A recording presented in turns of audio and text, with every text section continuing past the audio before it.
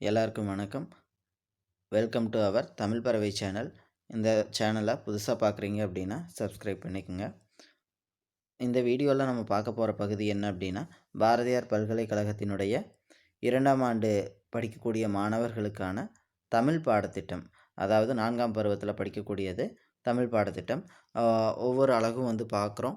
அந்த முறையில் முதலாவது அலகில் கலித்தொகை அப்படிங்கிற தலைப்பை தான் வந்து இந்த வீடியோவில் பார்க்க போகிறோம். இந்த கலித்தொகையில் நமக்கு இருக்கக்கூடிய பாடத்திட்டத்தில் நமக்கு இருக்கக்கூடிய பாடல்கள் என்ன அப்படின்னா 25, 51 அப்படிங்கிற எண் கொண்ட 2 பாடல்கள். இதை தான் வந்து பார்க்க போகிறோம். நம்ம வந்து பாடல், அதுக்குண்டான பொருள், துறை விளக்கம் எல்லாத்தையுமே வந்து பார்க்க போகிறோம். உங்களுக்கு புதுசு கிடையாது. இதுக்கு முன்னாடியே நீங்கள் வந்து நற்றிணை, அதுக்கடுத்ததாக வந்து குறுந்தொகை இதையெல்லாம் வந்து கவனிச்சிருப்பீங்க. அதே மாதிரியே அடுத்ததாக நம்ம பார்க்க போகிற தலைப்பு என்ன அப்படின்னா கலித்தொகை. இந்த கலித்தொகையில் முதலாவது இருக்கக்கூடிய அந்த 25வது பாடல். சரியா? பாடலுக்கு போவோம். வயக்குறு மண்டிலம் வடமொழி பெயர் பெற்ற முகத்தவன் மக்களுள் முதியவன் புணர்ப்பினால் ஐவர் என்று உலகேத்தும் அரசர்கள் அகத்தரார் கைப்புனை அரக்கு இல்லை கதல் எரி சூழ்ந்தாங்கு கலிதிகள் கடா அத்த கடுங்களிறு அகத்தவா முடிகளை உயர்மலை முற்றிய முழங்கு அழல் ஒல்லுறு அரக்கு இல்லை வலிமகன் உடைத்து தன் உள்ளத்து கிளைகளோடு உயப்போகுவான் போல எழுவுறல் தடக்கையின் இனம் காக்கும் எழில் வேலம் அழுவம் சூழ் புகை அழல் அதற்பட மிதித்து தம் குழுவொடு புணர்ந்து போம் குன்று அழல் வெஞ்சுரம் இரத்திரால் ஐயமற்று இவள் நிலைமை கேட்டிமீன் மணக்குங்கால் மலரன்ன தகையவாய் சிறிது நீர் தனக்குங்கால் கழும்பு ஆனா கண்ணெனவும் உளவன்றோ சிறப்பு செய்து உளையராப் புகழ்பேத்தி மற்று அவர் புறக்கொடையே பழிதூற்றும் புள்ளியார் தொடர்பு போல் ஈங்கு நீர் அளிக்குங்கால் இறை சிறந்து ஒரு நாள் நீர் நீங்குங்கால் நெகிழ்போடும் வளையெனவும் உளவன்றோ செல்வத்துள் சேர்ந்து அவர் வளனுண்டு மற்றவர் உள்கிடந்து உழப்பிலா உணர்விலார் தொடர்பு போல் ஒரு நாள் நீர் அளிக்குங்கால் ஒளி சிறந்து ஒரு நாள் நீர் பாராட்டாக்கால் பசக்கும் நுதல் எனவும் உளவன்றோ பொருந்திய கேண்மையின் மறை உணர்ந்து அம்மறை பிரிந்தக்கால் பிறர்க்கு உரைக்கும் பீடிலார் தொடர்பு போல் எனவாங்கு யாம் கூறுவது எவனுண்டு எம்மினும் நீனர்க்கு அறிந்தனை நெடுந்தகை வானம் துளிமாறு பொழுதின் இவ்வுலகம் போலும் நின் அழிமாறு பொழுதின் இவ் ஆயிலை கவினே. சரிங்களா? இது வந்து பாடல். இதிலிருந்து ஒரு சொற்கள் என்ன அப்படின்னா கடைசியில் கவினேன்னு முடியும். கவின் அப்படின்னா அழகு அப்படிங்கிறது அர்த்தம். அதுக்கடுத்ததான் நுதல் அப்படின்னா நெற்றி. சரி, இதில் இந்த பாடல் எண் 25 கூற்று தோழி கூற்று. சரிங்களா? இந்த தோழி கூற்று அப்படின்ன உடனே உங்களுக்கு வந்து புரிஞ்சிருக்கும் யார் வந்து இந்த இடத்துல வந்து இந்த பாடல் யார் வந்து சொன்னது அப்படின்னு சொல்லிட்டு. தோழி கூற்று அப்படின்னா தோழி வந்து பேசிய இடம், தோழி பேசுனது. கூற்று விளக்கத்தை வந்து பார்ப்போம். தலைவியை பிரிந்து செல்ல நினைத்த தலைவனை பலவாறாக கூறி தடுக்க முயல்கிறாள் அவளுடைய தோழி. சரிங்களா? தோழி வந்து எதுக்காக பேசுகிறா, தோழி கூற்று அப்படின்ன உடனே புரிஞ்சிருக்கும். தோழி வந்து எதுக்காக பேசுகிறா அப்படின்னா பாருங்கள், தலைவியை பிரிந்து செல்ல நினைத்த தலைவனை பலவாறாக கூறி தடுக்க முயல்கிறாள் அவளுடைய தோழி. முடிவில் மலையற்ற நிலம் போல நின் அருளற்ற இவளும் தன் எழிலெல்லாம் கெடுவாள் என்று கூறி அவனை எச்சரிக்கிறாள். சரிங்களா? இதுக்காக தான் தோழி வந்து பேசியிருக்கா. என்ன காரணம் அப்படின்னா, தலைவன் ஏதோ ஒரு காரணத்துக்காக ஒரு பொருள் சம்பாதிக்கிறதுக்காகவோ இல்லை வேறு எதுக்காகவோ வந்து பார்த்துட்டோம் அப்படின்னா தலைவியை விட்டுட்டு பிரிஞ்சு போகலாம் அப்படின்னு சொல்லிட்டு நினைக்கிறான். ஆனால் அப்படி வந்து பிரிஞ்சு போனால் என்னென்னவெல்லாம் நடக்கும் அப்படின்னு சொல்லிட்டு தோழி வந்து இப்படியெல்லாம் வந்து தலைவி வந்து வருத்தப்படுவா, அதனால் வந்து நீ போகாத அப்படின்னு சொல்லிட்டு தோழி வந்து தடுக்க நினைக்கிறா. அப்படி தோழி வந்து என்னென்னவெல்லாம் சொல்லியிருக்கிறா அப்படிங்கிறத இந்த பாடலுடைய பொருள் விளக்கத்தில் வந்து பார்ப்போம். சரி, வயக்குறு மண்டிலம் என்பது 3ஆம் பிறை. சரிங்களா? முதல் வரியில் வந்து ஆரம்பிச்சிருக்கு வயக்குறு மண்டிலம் அப்படின்னு சொல்லிட்டு. வயக்குறு மண்டிலம் என்பது 3ஆம் பிறை. இதற்கான வடமொழி பெயர் திருதியை. நம்ம இந்த திதி வந்து சொல்லுவோம் பிரதமை, த்விதியை, திருதியை, சதுர்த்தி, அப்படின்னு சொல்லிட்டு அந்த இதில் வந்து பார்த்துட்டோம் அப்படின்னா வயக்குறு மண்டலம் அப்படிங்கிறது 3ஆம் பிறை.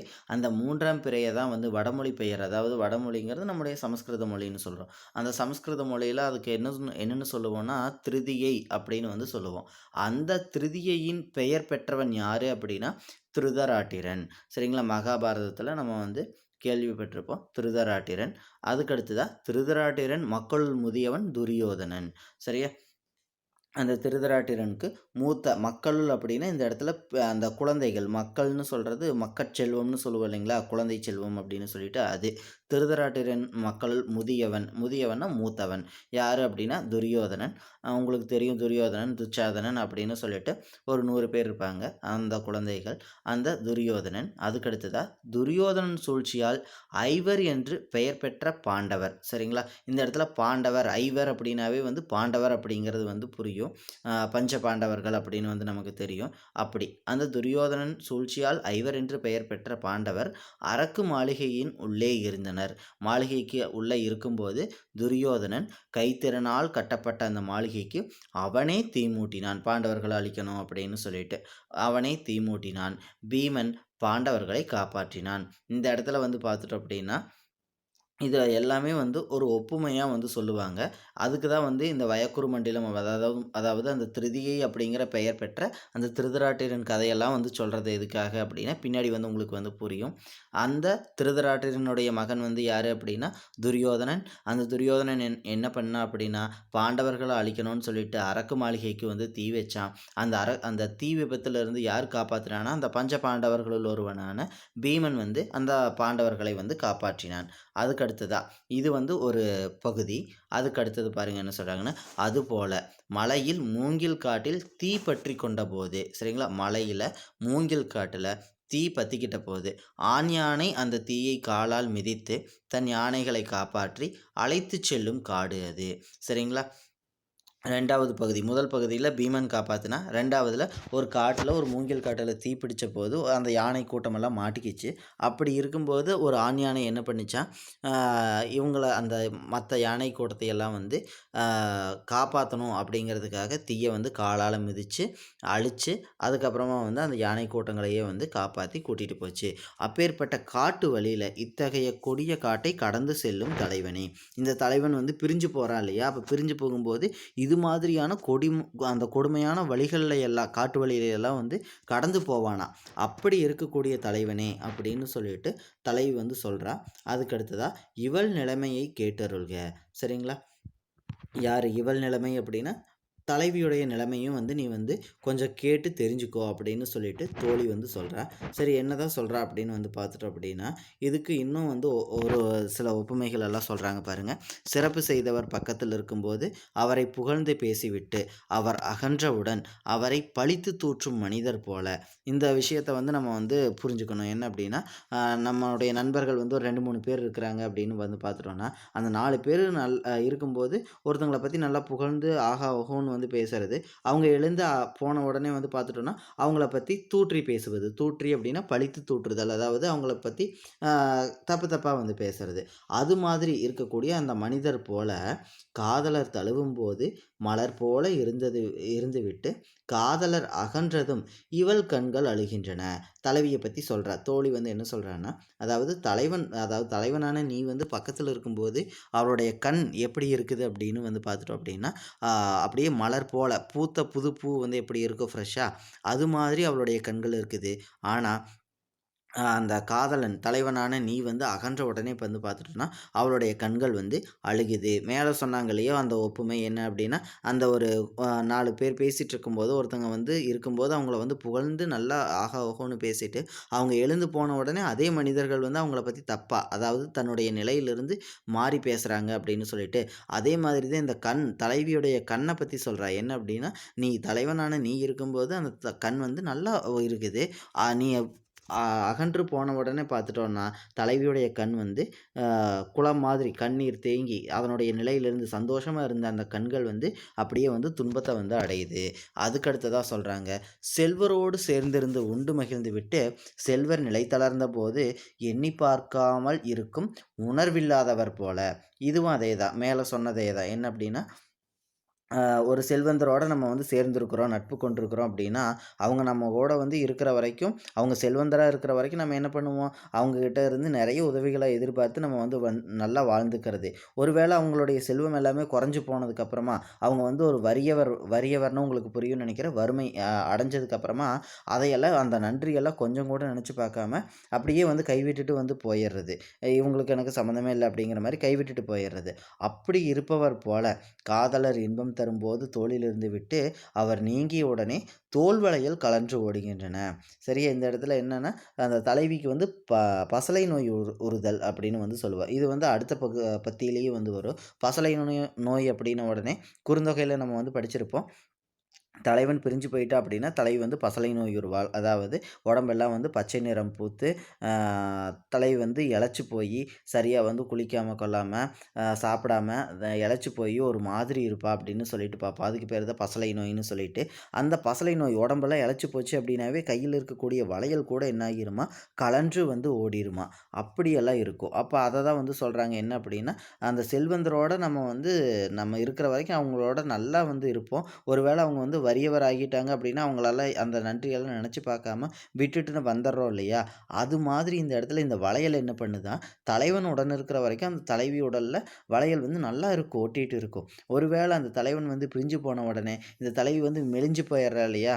உடலெல்லாம் வந்து இளைச்சு போயிர்றா இல்லையா? அதனால அந்த து வளையல் என்ன பண்ணுதாம், அந்த கையில இருந்து கழன்று வந்து ஓடிருமாம். அப்படியெல்லாம் வந்து தலைவி வந்து வருத்தப்படுவா, "நீ போயிட்ட" அப்படின்னா. இதுக்கப்புறமும் சொல்றா என்ன அப்படின்னா, நண்பனின் உள்ளத்தில் மறைந்திருக்கும் உண்மைகளை சேர்ந்திருக்கும் நாளில் தெரிந்து வைத்துக்கொண்டு, அவனிடமிருந்து பிரிந்த காலத்தில் அவற்றை பிறருக்கு சொல்லும் பெருமை இல்லாதவர் நட்பைப் போல். சரிங்களா? அதாவது கொண்ட நட்பு அப்படிங்கிறது வந்து எந்த அளவுக்கு உண்மையா இருக்கணும் அப்படிங்கிறது நமக்கு நல்லாவே வந்து தெரிஞ்சிருக்கும். இதில வந்து சொல்றாங்க என்ன அப்படின்னா, ஒரு 2 நண்பர்கள் நல்லா இருக்கிறாங்க. நல்ல நண்பர்களா இருக்கிறாங்க. நம்ம சொல்லுவோம் எவ்வளவோ விஷயங்கள வந்து நம்முடைய நண்பர்களோட தான் நம்ம வந்து பகிர்ந்துக்குவோம். அப்ப அது மாதிரியெல்லாம் இருக்கும்போது, நண்பர்கள பத்தி ஒருத்தன பத்தி ஒருத்தனுக்கு நல்லா தெரியும். ஆனா, ஒருவேள அவங்க 2 பேரும் வந்து சண்ட போட்டு பிரிஞ்சு போயிட்டோம்னு வைங்கவேன். அத என்ன அப்டின்னா, அவனுடைய உண்மைகளை எல்லாம் நமக்கு நல்லா தெரிஞ்சிருக்கும். தெரிஞ்சிருந்து வெளிய சொல்லாம இருக்கணும். அதுக்கு பேரு தான் உண்மையான நட்புன்னு சொல்லுவோம். ஆனா, இந்த இடத்துல வந்து என்ன சொல்றாங்க அப்டின்னா, அந்த உண்மைகளை எல்லாத்தையும், இவன பத்தின ரகசியம் எல்லாமே எனக்கு தெரியும். நான் வந்து சொல்றேன் கேளு அப்படின்னு சொல்லிட்டு, நம்ம இன்னொருத்தவங்களுக்கு அதை 3வது மனுஷங்களுக்கு நம்ம சொன்னோம் அப்படின்னா, அந்த நட்பே வந்து அ பயனில்லாம வந்து போயிரும். அதுக்கு பேர் நட்பே கிடையாது. அது மாதிரி. அப்படி இருக்கக்கூடிய பெருமையில்லாதவர் நட்பைப் போல், நீ காதல் என்ப கொடை நல்கும்போது ஒளிதிகள இருந்துவிட்டு, ஒரு நாள் காதலர் பிரிந்ததும் இவள் நெற்றி பசலையூர்ந்து கிடக்கிறது. சரிங்களா? நெற்றி அப்படின்னா, நுதல் அப்படின்னா நெற்றி அப்படின்னு வந்து பாடல்ல வந்து சொல்லியிருப்போம். அப்ப அது மாதிரி வந்து என்ன அப்படின்னா, இந்த நண்பனுடைய அந்த நிலை வந்து எப்படி வந்து மாறிருதுன்னு சொல்றாங்க இல்லையா? 2 பேர் சண்டை போட்ட உடனே, இன்னொருத்தவங்க 3வது மனுஷங்களுக்கு அந்த நண்பனுடைய ரகசியங்கள எல்லாம் போய் சொன்னோம் அப்படின்னா, அது அது எப்படி ஒரு நல்லா இருக்காதோ, அது மாதிரி தான் வந்து பார்த்துட்டோம் அப்படின்னா, நீ தலைவனான நீ வந்து தலைவியோட கூடி இருக்கும்போது இருக்கிற வரைக்கும், அந்த நெற்றி வந்து நல்லா பிரகாசமா நல்லா இருக்குது. ஒருவேளை வந்து நீ வந்து ஒரு நாள் வந்து பிரிஞ்சுட்ட அப்படின்னா கூட, அவளுடைய நெற்றி வந்து என்ன ஆகுது? அந்த பிரகாசத்தை இழந்து, பசலை நோயுற்று கிடைக்கிறது. இப்படியெல்லாம் வந்து தலைவி வந்து வருத்தப்படுவா. "நீ வந்து போயிட்ட, விட்டுட்டு பிரிஞ்சு போயிட்ட" அப்படின்னா. அதுக்கப்புறம் சொல்றா பாருங்க. "இவற்றையெல்லாம் நான் உனக்கு கூறுவதால் என்ன பயன்? சரியா? இது மாரியெல்லாம் தலைவி வருத்தப்படுவான்னு சொல்லி, நான் வந்து உனக்கு சொல்றதால என்ன பயன்?" அதுக்கப்புறமும் சொல்றா. "எல்லாமே உனக்கு நன்றாக தெரியும். இதெல்லாம் உனக்கு தெரியாது என்ன? தலைவி வந்து உன் மேல வந்து எவ்வளோ பாசம் வச்சிருக்கா அப்படின்னு சொல்லிட்டு, உனக்கு தெரியாததா என்ன? வானம் பொழியாவிட்டால் வாடும் இந்த உலகம் போல. மழை இல்ல அப்படின்னா, நம்ம இந்த உலகமே வந்து எப்படி தண்ணிக்காக வந்து ஏங்கும். அது மாதிரி நீ அன்பு செய்யாவிட்டால் இவள் அழகெல்லாம் வாடிப்போகும்.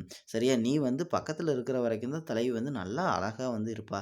நீ ஒரு வேளை வந்து பிரிஞ்சு போயிட்ட அப்படின்னா, உன்னை நினைச்சு நினைச்சு தலைவி வந்து வருந்திட்டு, அவளுடைய அழகெல்லாம் எழில் அப்படின்னு வந்து சொன்னேன் இல்லைங்களா?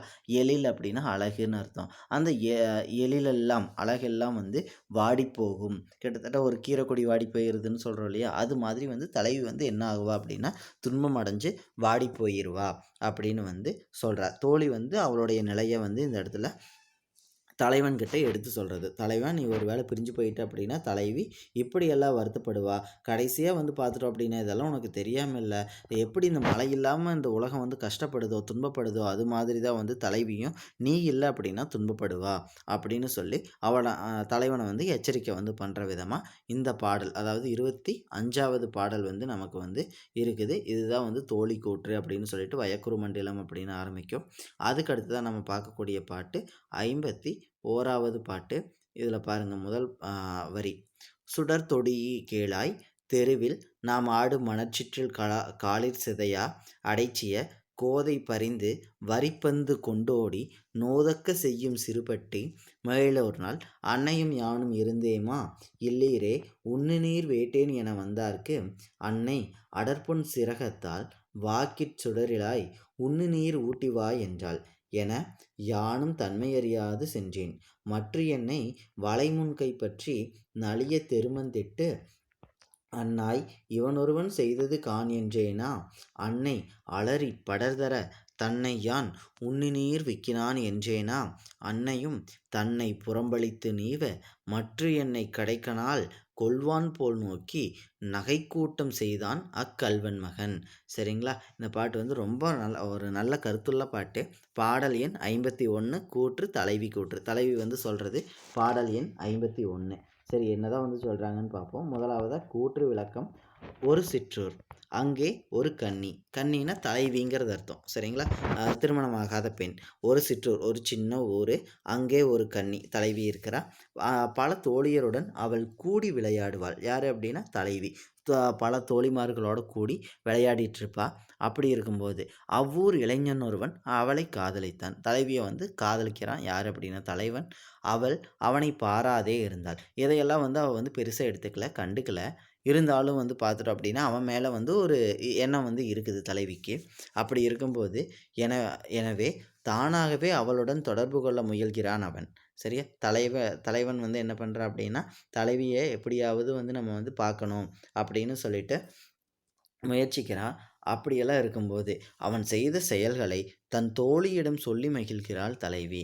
ஒரு நாள் வந்து அந்த தலைவி வந்து என்னென்ன பண்ணுனான் அப்படின்னு சொல்லிட்டு தோழிகிட்ட வந்து தலைவி வந்து சொல்கிறா. அதனால் இது வந்து தலைவி கூற்று. சரிங்களா, தலைவி வந்து பேசுகிறா, அதனால் தலைவி கூற்று.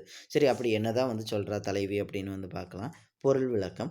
ஒளி செய்யும் வளையணிந்தவளே. இந்த இடத்துல ஒளி செய்யும் வளை அப்படின்னா வளைனா வளையல், ஒளி செய்யும்னா நல்லா பிரகாசமாக ஜொலிக்கக்கூடிய வளையலை அணிந்திருக்கக்கூடிய தோழியே அப்படின்னு சொல்லிட்டு தலைவி வந்து கூப்பிடுறா. இந்த கதையை கேளடி. சரியா, அதாவது தோழிகிட்ட வந்து தலைவி சொல்கிறா, இந்த கதையை கேள்டி அப்படின்னு வந்து சொல்லிட்டு என்ன சொல்கிறா, நாம் தெருவில் மணர் சிற்றில் விளையாடும் போது வந்து நம் சிற்றிலை தன் காலால் சிதைத்தான் அல்லவா ஒருவன். சொல்கிறா தலைவனை பற்றி. என்ன அப்படின்னா நம்ம வந்து சிற்றில் அப்படின்னா மணர் சிற்றில் அப்படின்னா மணலில் குழந்தைங்கள்லாம் வீடு கட்டிட்டு விளையாடும் இல்லையா, அதுக்கு பேர் தான் சிற்றில் அப்படின்னா சின்ன இல்லம் அப்படிங்கிறது அர்த்தம்.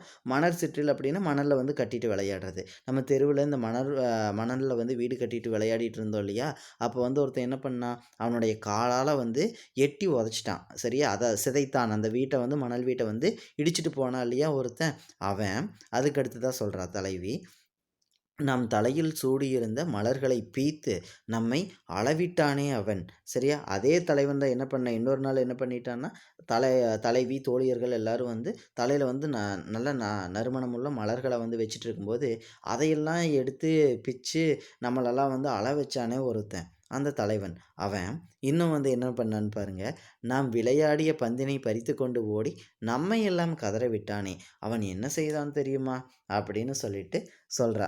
என்ன அப்படின்னா கடைசியாக வந்து ஃபஸ்ட்டு வந்து அந்த மணல் வீட்டை இடிச்சிட்டு வந்து போனான். ரெண்டாவதாக வந்து தலைவி தோழியர்கள் கூந்தலில் இருக்கக்கூடிய மலர்களை எல்லாம் வந்து பறிச்சுட்டு போயிட்டு அவங்கள எல்லாத்தையும் அள வச்சான். மூணாவதாக என்ன பண்ணா அப்படின்னா இவங்க வந்து பந்து வச்சுட்டு விளையாடிட்டு இருக்கும்போது அந்த பந்தை வந்து பிடுங்கிட்டு என்ன பண்ணிட்டான், பறித்து கொண்டு ஓடி இவங்கள எல்லா தலைவி தோழியர்கள் எல்லாத்தையும் வந்து என்ன பண்ணான், கதற விட்டான். அப்படியெல்லாம் பண்ணா இல்லையா அந்த தலைவன், அவன் வந்து ஒரு நாள் என்ன பண்ணான் தெரியுமா அப்படின்னு சொல்லிட்டு தலைவி வந்து சொல்கிறா தோழிக்கிட்ட. ஒரு நாள் அன்னையும் நானும் வீட்டில் இருந்தோம். அன்னை அப்படின்னா அம்மா. நானும் அம்மாவும் ஒரு நாள் வந்து வீட்டில் இருந்தோம். அப்பொழுது வீட்டில் உள்ளோரே குடிக்கும் தண்ணீர் விரும்பி வந்துள்ளேன் என்று சொல்லி கொண்டு வந்தான். வாசலில் நின்று தலைவன் வந்து என்ன பண்ணுறான், அதாவது தலைவியை வந்து எப்படியாவது பார்த்தாகணும் அப்படின்னு சொல்லிட்டு அவன் முடிவு பண்ணிட்டான். அதனால் வந்து அந்த தலைவியுடைய வாசலை வந்து வீட்டை வந்து கண்டுபிடிச்சிட்டு வாசலில் வந்து நின்றுட்டு என்ன சொல்கிறான் அப்படின்னா, வீட்டில் உள்ளவரே, வீட்டில் இருக்கிறவங்களா, நான் எனக்கு கொஞ்சம் தண்ணி வேணுமே குடிக்கிறதுக்கு அப்படின்னு சொல்லிட்டு வாசலில் வந்து நின்றுட்டான். அந்த அன்னைக்கு யார் வீட்டில் இருக்கிறோம், நானும் அம்மாவும் மட்டும் இருக்கிறோம். அப்படி வந்து நின்றுட்டான். அதுக்கு அடுத்ததா, அன்னையும் உன் கையாலே நீரை முகர்ந்து நீருண்ணச் செய்து வருவாய் என்று கூறினாள். அன்னை வந்து அம்மா வந்து என்ன சொல்கிறா, உடனே தலைவியை பார்த்துட்டு, ஏம்மா யாரோ ஒரு பையன் வந்து தண்ணி கேட்குறான் பாரு, நீ போயிட்டு அவனுக்கு தண்ணி கொடுத்துட்டு வா அப்படின்னு சொல்லிட்டு அம்மா சொல்கிறா. நீர் உண்பிக்க சென்றபோது அவன் என் கையை பிடித்து இழுத்தான். சரியா, அதாவது வந்திருக்கிறது யார் அப்படின்னு சொல்லிட்டு இந்த தலைவிக்கு வந்து தெரியல. சங்ககால பெண்கள் அப்படிங்கும்போது கையில் வந்து தண்ணியை வச்சுட்டு நிலம் நோக்கி நடக்கக்கூடியவர்கள். அப்படிங்கும்போது இந்த இடத்துல வந்து பார்த்துட்டோம் அப்படின்னா, எதிரில் இருக்கிறது யாருன்னு தெரியல. யாரோ ஒரு இளைஞன் நிற்கிறான். அப்போ நம்ம போயிட்டு தண்ணி கொடுக்கலான்னு சொல்லிட்டு தண்ணியை வந்து கையில் வச்சுட்டு ஒரு டம்ளரோ சொம்போ ஏதோ ஒன்று கையில் வச்சுட்டு முன்னாடி வந்து நீட்டும்போது அவளுடைய தண்ணியை வாங்காமல் அவளுடைய கையை பிடித்து விட்டான். யார் அப்படின்னா தலைவன். நான் பயந்து போய், அண்ணாய், இவன் ஒருவன் செய்த ஒரு செயலை பாராய் என்று கூவினேன். உடனே தலைவி வந்து பயந்துட்டா. யாரோ தலை நிமிர்ந்து பார்க்கவே இல்லை. அப்போ தன்னுடைய கையை வந்து பிடிச்ச உடனே வந்து பார்த்துட்டோம் அப்படின்னா, உடனே அந்த தலைவி வந்து என்னென்னு கத்திட்டா, அம்மா இவன் வந்து ஒரு செய்கிற செயலை பாருமா அப்படின்னு சொல்லிட்டு, செய்கிற இதை பாருமா அப்படின்னு சொல்லிட்டு கத்திட்டா, கூவிட்டா. அதுக்கு அடுத்ததா அன்னையும் அலறி துடித்து ஓடி வந்தாள். ஐயோ பொண்ணுக்கு என்னாச்சோ இப்படி கத்துறாளே அப்படின்னு சொல்லிட்டு அம்மாவும் வந்து ஓடுறாங்க பதறிட்டு. அவன் செய்த செயலை மறைத்து நான் குடித்த நீர் விக்கி வருந்தினான் என்றேன். சரியா, இந்த இடத்துல வந்து தலைவி வந்து சொல்கிறா என்னென்னா, அம்மா அப்படின்னு வந்து தலைவி வந்து கத்துன உடனே தலைவன் வந்து அப்படியே நடுங்கி போயிடுறான். ஐயோ அவங்க அம்மாட்ட வந்து நம்மளை வந்து சொல்லி கொடுத்துருவா போல அப்படின்னு சொல்லிட்டு. அதுக்கடுத்து தான் வந்து பார்த்துட்டோன்னா, அம்மா பக்கத்தில் வந்து பதறி ஒடியாந்து என்னம்மா ஆச்சு அப்படின்னு கேட்ட உடனே வந்து பார்த்துட்டோன்னா மறைக்கிறா. தலைவன் தான் பார்த்துட்டா. அதுக்கப்புறமா மறைக்கிறா, அவனை எப்படியாச்சும் காப்பாற்றணுமே அப்படின்னு சொல்லிட்டு. இவருக்கு வந்து தண்ணி கொடுத்தேன், இவர் வந்து தண்ணி குடித்தார், குடிக்கும்போது வந்து விக்கிருச்சுமா, அதனால தான் கத்திட்டேன் அப்படின்னு சொல்லிட்டு அம்மா கிட்ட வந்து மறைக்கிறா. அன்னையும் நம்பி அவனை பலகாலும் தடவினாள். நம்ம வந்து பொறையேறிடுச்சு அப்படின்னு என்ன பண்ணுவோம், உடனே வந்து தலையை தட்டுவோம் இல்லையா, அது மாதிரி இந்த இடத்துல வந்து அன்னை வந்து அவளுடைய தலைவியுடைய அம்மா வந்து என்ன பண்ணுறாங்கன்னா, அச்சோ பொறையேறிடுச்சாப்பா, விக்கிருச்சா தண்ணி அப்படின்னு சொல்லிட்டு தலையை முதுக எல்லாம் வந்து தடவி கொடுக்குறா. அப்போது அந்த கல்வன் மகன் அப்படின்னு சொல்லும்போது தலைவனை வந்து தலைவி வந்து சொல்கிறது. நம்ம வந்து சொல்லும்போது செல்லமாக சொல்லும்போது திருடன் அப்படின்னு சொல்லுவோம் இல்லையா, அது மாதிரி இந்த இடத்துல அந்த கல்வன் மகன் கடைக்கண்ணால் என்னை கொல்வது போல் பார்த்து. சரியா, அந்த அம்மா வந்து என்ன பண்ணுறாங்க, ஐயையோ விக்கிருச்சாப்பா அப்படின்னு சொல்லிட்டு முதுகு தலையெல்லாம் வந்து தடவிட்டு இருக்கிறாங்க. ஆனால் அப்போ கூட இவன் தலைவன் என்ன பண்ணுறான், கடைக்கண்ணால், அதாவது ஓரக்கண்ணால் வந்து என்னை பார்த்துட்டு, என்ன அவன் பார்க்குறது எப்படி இருக்குது, என்ன கொல்ற மாதிரி இருக்குது, கொல்வது போல பார்த்து மகிழ்ச்சியோடும் நகையாடினானடி. சரியா, அதாவது என்னை வந்து அவன் ஓரக்கண்ணால் பார்த்துட்டு அவன் சந்தோஷத்தில் வந்து சிரிக்கிறான், எனக்கும் வந்து அந்த மகிழ்ச்சி வந்து உண்டாகுது, அப்படி வந்து பண்ணிட்டாண்டி இந்த தலைவன் என்று அவன்பால் தனக்கு இருந்த விருப்பத்தையும் சேர்த்து இதுதான் நிகழ்ந்தது என்று தோழியிடம் கூறுகின்றாள். சரியா, இந்த பாட்டு வந்து உங்களுக்கு ரொம்ப நல்லா புரிஞ்சிருக்குன்னு நினைக்கிறேன். தலைவன் வந்து என்னென்னவெல்லாம் தலைவியை வந்து துன்புறுத்துனா, அதுக்கப்புறமா வந்து தலைவியை வந்து சந்திக்கிறதுக்காக வீட்டுக்கே வந்துட்டு என்ன பண்ணுனா அப்படின்னு சொல்லிட்டு, இதெல்லாம் வந்து ஒரு நல்ல இயற்கை அழகான சங்ககால காட்சிகள். இதையெல்லாம் நம்ம வந்து பல சினிமாக்கள் எல்லாம் வந்து பார்த்துருப்போம். இது மாதிரியான காட்சி தான் இந்த சங்க இலக்கிய பாடல்களில் மிகுந்து வந்து காணப்படும். நமக்கு வந்து பற்று ஏற்பட்டு நம்ம வந்து படிக்க ஆரம்பித்தோம் அப்படின்னா, ஒவ்வொரு பாடல்கள்லேயும் இது மாதிரியான செய்திகள் வந்து நமக்கு வந்து தெரியும். இது வந்து உங்களுக்கு புரிஞ்சிருக்குன்னு நினைக்கிறேன். கலித்தொகையில் 2 பாட்டு, 25, 51வது பாட்டும். ஸோ ஏதாவது சந்தேகம் அப்படின்னா கமெண்ட் பாக்ஸில் வந்து சொல்லுங்கள். கண்டிப்பாக நம்ம சேனலை சப்ஸ்கிரைப் பண்ணுங்கள். வீடியோ பயனுள்ளதாக இருந்ததுன்னா நண்பர்களுக்கு அனுப்பி உதவுங்க. நன்றி, வணக்கம்.